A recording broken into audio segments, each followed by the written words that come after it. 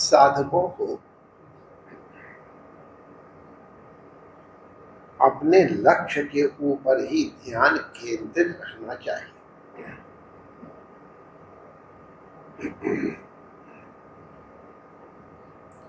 लक्ष्य की प्राप्ति में जो भी बाधक हो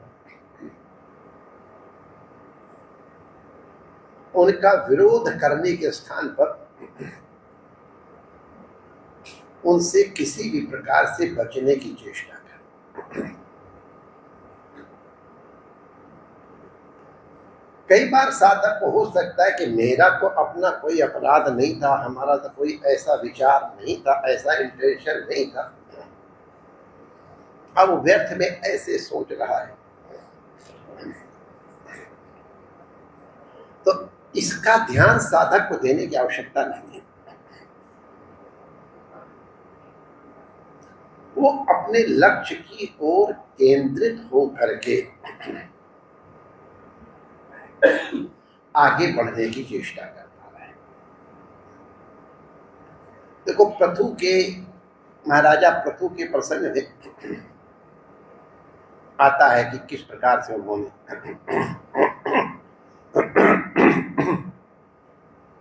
जगत के पोषण के लिए सुव्यवस्थाएं की और प्राणी मात्र के आहार विहार का साधन बनाए, माध्यम बने। उन्होंने जब यज्ञ किया तो यज्ञ करते समय उन्हें सामग्री का संचयन नहीं करना पड़ा। श्रीमद् भागवत के अनुसार वो अपने आप सब चीजें आ रही थी। उन सबका वर्णन वहां आप लोग देख लेंगे।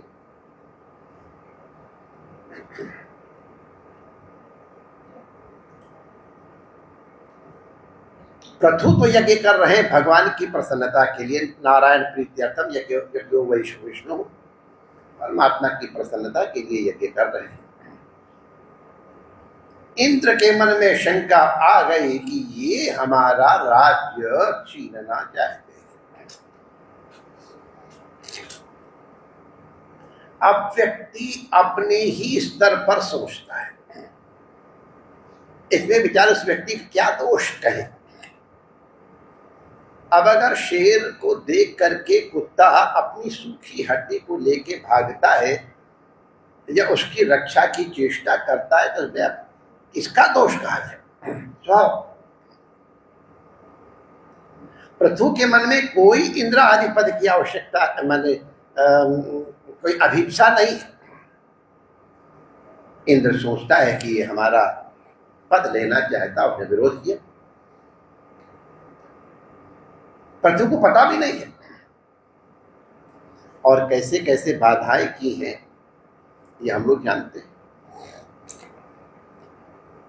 इस विरोध के कारण आदमी किस नीचे स्तर तक आ सकता है,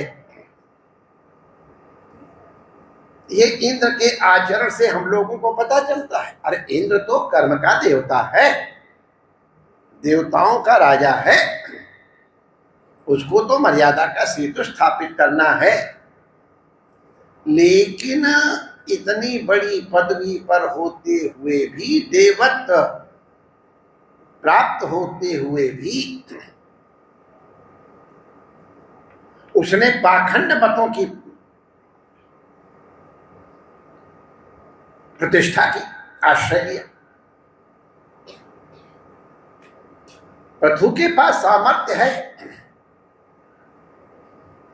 उसके पुत्र ने ही, जिसका नाम पीछे स्वजित रखा गया, उसने ही इंद्र का कई बार संयमन किया।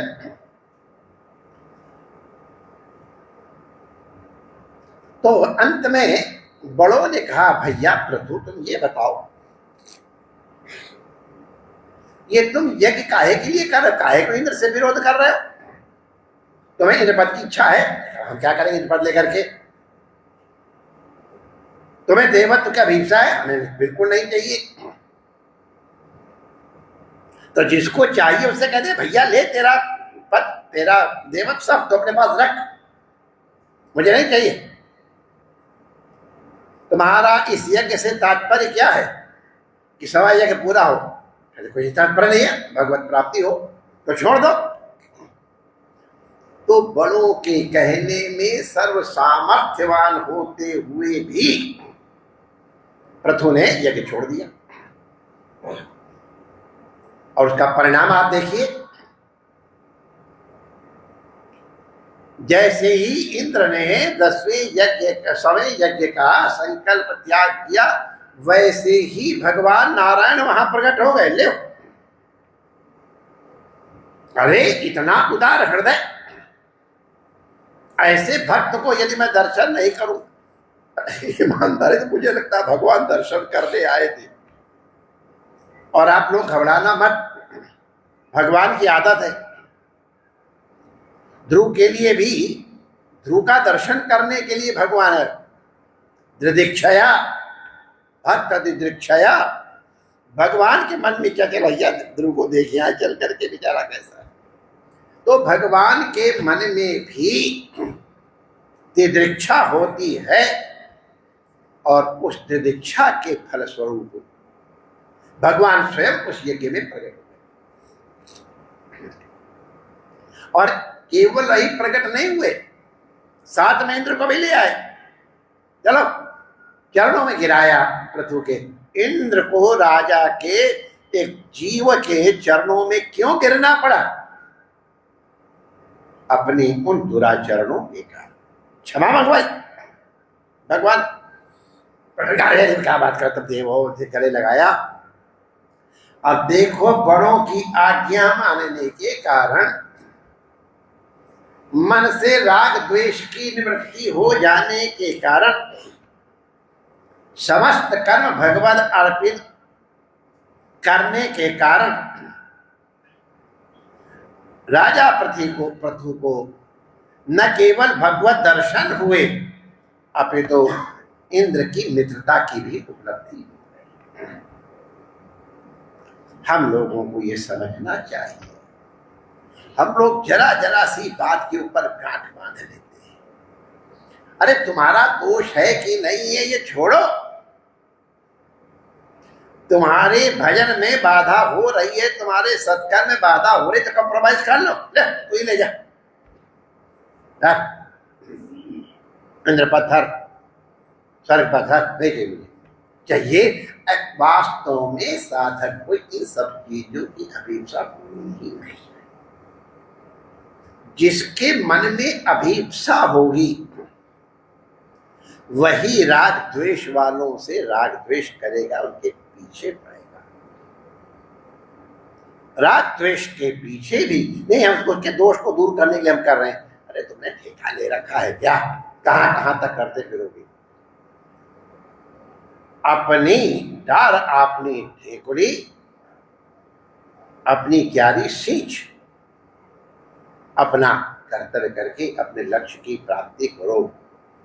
दुनिया को सुधारने का ठेका तुम्हारा नहीं है, और दुनिया तो कभी नहीं सुधरी है, सुधरेगी भी नहीं, नहीं कदाचित अनिदृशम जगत। तो इसलिए क्यों व्यर्थ में चेष्टा करें? आप कल्याण की चेष्टा करो माय डियर। आप कल्याण का अगर प्रयास करोगे, कम से कम तुम्हारे अंश में तो जगत का कल्याण हो ही गया, और हो सकता है तुम्हारे इन आचरणों के कारण इतर की भी बुद्धि परिवर्तित हो जाए। इंद्र आके शरणागत हुआ, मित्र बना। हम जब 7वें 8वें दर्जे में पढ़ते थे तो एक कथा हमने पढ़ी थी बाबा भारती के घोड़े की, जिसको डाकू चुरा करके ले गया था, धोखा दे करके, अपाहिज बन करके। बाबा भारती ने उस डाकू से यही कहा, भैया तू घोड़ा ले जा, मैं तेरा है, लेकिन किसी को बताना मत कि मैंने इस तरह धोखा दे करके ये घोड़ा प्राप्त किया है, वरना लोग दीन दुखियों की सेवा में निवृत्त हो जाएंगे। उस इतना मोह था घोड़े के प्रति, तो भी उन्होंने त्याग दिया, विरोध नहीं किया। समर्थ थे, जगत का कल्याण होना चाहिए, इसका भी कल्याण होना चाहिए। हम अपना कल्याण करें, अपने कल्याण के मार्ग में इतर का भी कल्याण होता है तो अच्छा ही है।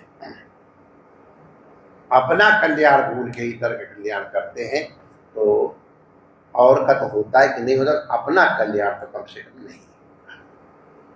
इसलिए साधक को अपने लक्ष्य के ऊपर स्थिर बुद्धि से उपलब्धि का प्राप्त करने की चेष्टा करनी चाहिए। परमात्मा भी वहाँ सहयोग करते हैं। जय श्री कृष्ण।